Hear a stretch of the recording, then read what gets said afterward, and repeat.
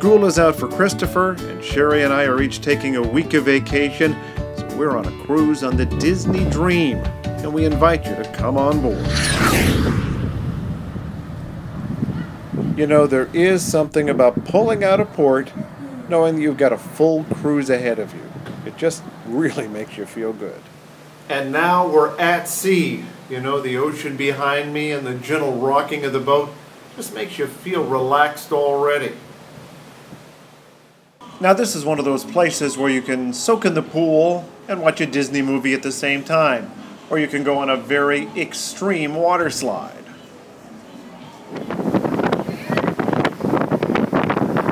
Now there's never any doubt that you're on a Disney ship, but you don't have to always hang out with the kids. There's a large part of the ship that is adults only. But before we get into a tour of the Disney Dream, let's make our first stop. We've now arrived at Disney's Castaway Cay. Truly, Disney improves on nature. Somehow I get the feeling this wasn't always a tropical paradise. In fact, I think it took a lot of work to make it this way. This island is similar to the islands that all cruise lines have, and it's mostly about spending time on the beach, and there are adult beaches and kid beaches. But you can also spend some time walking through the center of the island in this old abandoned airstrip. And of course you can spend time eating, and it wouldn't be a Disney attraction if you couldn't spend time buying stuff. Now it's time for the best, most relaxing part of any cruise, a day at sea. It's my favorite part of the whole trip. These days at sea are a great opportunity to explore the ship, but this time I'm taking you along.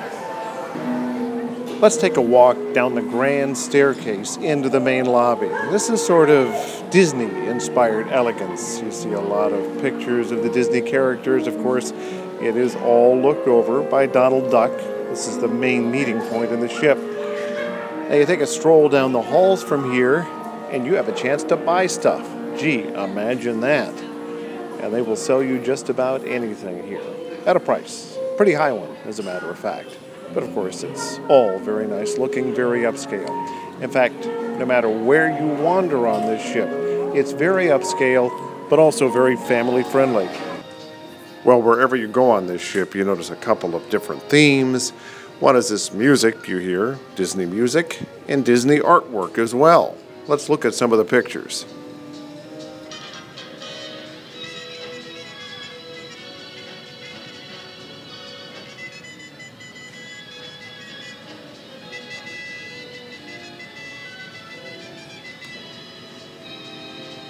I think that's enough of this music. Okay, now this is the part of the ship that rocks. Yeah, I know all ships rock, but I'm talking about a different way. This is where they have the nightclubs, the lounges, where the grown-ups can gather without the kids and have some adult beverages.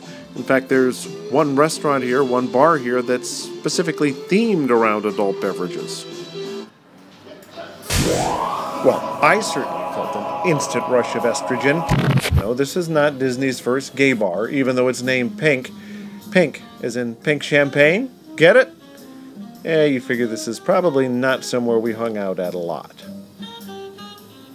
And now for something totally different.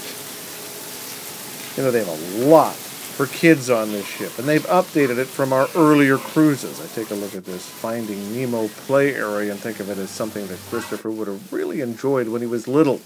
And we started going on these cruises when he was very little. This means it's time for the parents to pull out the embarrassing photos. Yep, this is why we started coming and why we came back. And now we take a look at this and we think, hey, he's enjoying his teenage things, but anybody who has kids, they've got kids clubs and excellent programs. The people who work with the kids are just great. And then there's the food. 3 themed restaurants, including this one, Animator's Palette, where you get to interact with cartoon characters. So dangerous, Dylan! Can you give me a wave, dude? If you hadn't recognized him already, this is Crush the Turtle from Finding Nemo. But you know what? I'm happy as long as I get my Mickey bar. Our day at sea is now over. Time to arrive in port and get off the ship. if we feel like it. Our one port stop is Nassau, the Bahamas. You can hear the wind behind me, see some of the clouds, so it's not the world's nicest day. And we decided we're having so much fun here on the ship, we're not even going to get off. There's always shuffleboard. We also fought the wind in a game of miniature golf, which can honestly on this ship be called goofy golf. And our play was a little bit goofy too.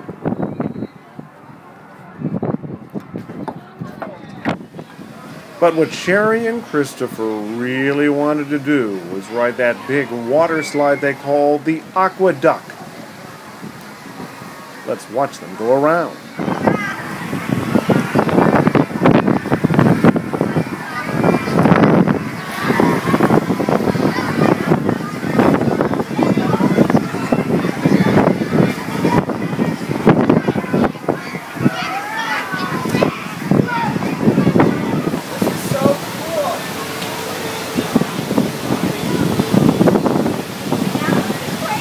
So how was it? Oh, it was fun. It was really fun. What'd you think? It was fun.